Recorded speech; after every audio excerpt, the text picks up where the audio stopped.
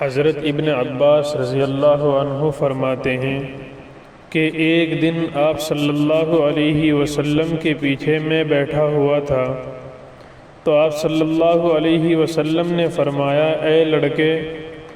میں تم کو کچھ باتیں سکھا دیتا ہوں۔ یا غلام انی اعلمک بکلمات، کہ اے لڑکے میں تم کو کچھ باتیں سکھا دیتا ہوں۔ احفظ اللہ یحفظک، احفظ اللہ تجدہ تجاہک، کہ تم اللہ کے حق کی حفاظت اور نگرانی کرو، اللہ تم کو دنیا و آخرت کی مشقتوں سے محفوظ فرمائے گا۔ تم اللہ کے حق کی حفاظت کرتے رہو گے تو تم ہر وقت اللہ تعالیٰ کو اپنے سامنے پاؤ گے۔ حدیث شریف کے اس جملے میں یہ نصیحت فرمائی کہ اللہ کے حق کی حفاظت کرو۔ یہاں آپ صلی اللہ علیہ وسلم نے دو باتیں ارشاد فرمائی۔ نمبر ایک، تم اللہ کے حق کی حفاظت اور نگرانی کرو، اللہ تعالیٰ تمہاری حفاظت کرے گا۔ اس کا مطلب یہ ہے کہ تم اللہ کے احکام کی تعمیل کرو، شریعت اور سنت نبوی تمہاری زندگی سے ظاہر ہوتی ہو، نماز میں، روزے میں، زکوٰۃ، صدقے و خیرات میں، اخلاق میں، گفتگو میں، معاشرے میں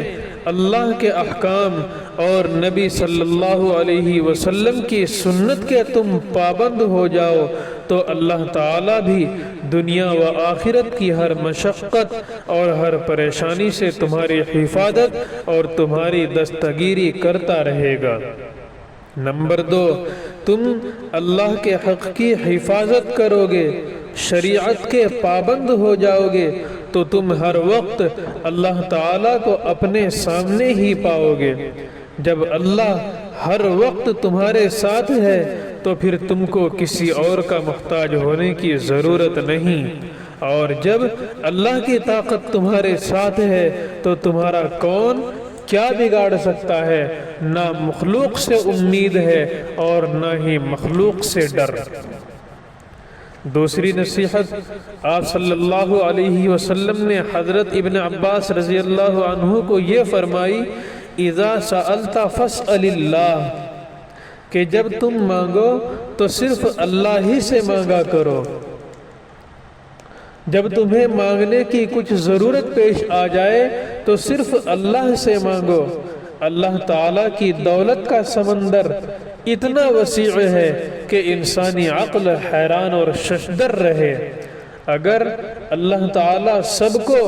اس کی تمنا اور آرزوؤں کے مطابق دے دے تو اس کی دولت میں سے اتنا بھی نہیں جاتا ہے جتنا کہ سمندر میں سے سوئی کی نوک میں آ سکتا ہے، اور وہ صاحب دولت بھی خوش نصیب ہے کہ ادھر تم اللہ سے مانگتے ہو اور ادھر اللہ پاک اس کے دل میں ڈال دیتا ہے اور بے چین ہو کر تمہارے پاس لے کر آتا ہے، اور اگر تم اس کو قبول کر لیتے ہو تو وہ اپنی خوش نصیبی سمجھتا ہے۔ تم کبھی بارگاہ میں مقبول ہوئے اور اس کی دولت کو بھی عند اللہ شرف قبولیت حاصل ہوئی، تم نے تقوی اختیار کیا اور اس کا مال ایک متقی کو پہنچ گیا۔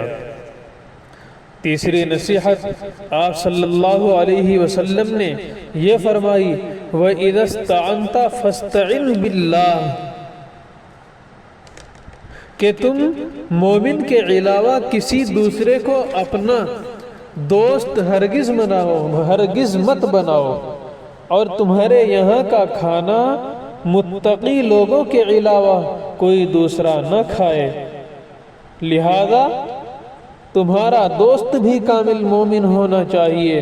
اور تمہارے مہمان بھی متقی ہی لوگ ہونے چاہیے۔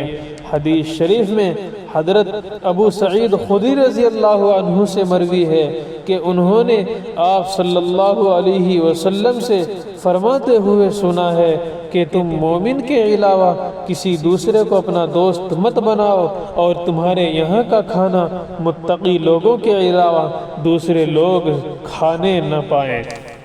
تیسری نصیحت آپ صلی اللہ علیہ وسلم نے یہ فرمائی کہ جب تم کسی مصیبت دشواری میں مبتلا ہو جاؤ، کسی پریشانی میں، بیماری میں،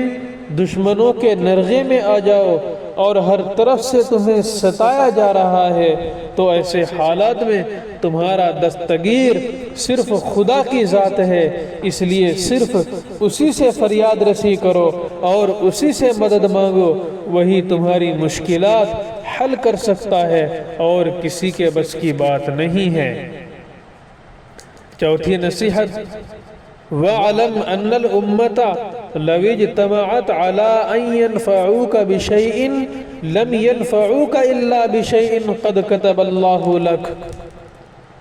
کہ اگر دنیا کے تمام انسان اور تمام امت مل کر تم کو کسی بات کا نفع پہنچانا چاہیں تو اس سے زیادہ ایک پیسہ کا نفع بھی نہیں پہنچا سکتے جو اللہ تعالیٰ نے تمہارے مقدر میں لکھ دیا ہے۔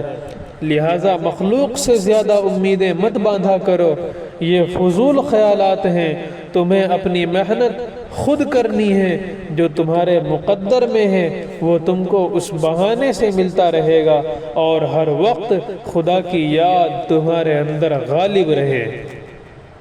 پانچویں نصیحت وَإِنِ اجْتَمَعُوا عَلَىٰ أَن يَضُرُّوكَ بِشَيْءٍ لَمْ يَضُرُّوكَ إِلَّا بِشَيْءٍ قَدْ كَتَبَ اللَّهُ عَلَيْكَ۔ جناب رسول اللہ صلی اللہ علیہ وسلم نے پانچویں نصیحت یہ فرمائی کہ اگر دنیا کے تمام انسان اس بات پر متفق ہو کر جمع ہو جائیں کہ تم کو نقصان پہنچائیں تو اس سے زیادہ ایک ڈھیلے کے برابر بھی تم کو نقصان نہیں پہنچا سکتے جو اللہ تعالیٰ نے تمہارے مقدر میں لکھ دیا ہے۔ کسی کی کوئی طاقت نہیں جو تمہیں نفع پہنچائے یا تمہیں کچھ نقصان پہنچائے، اس لیے سارا کا سارا بھروسہ خدا پر کرو اور خدا تعالیٰ کے ہی نیاز مند بن جاؤ۔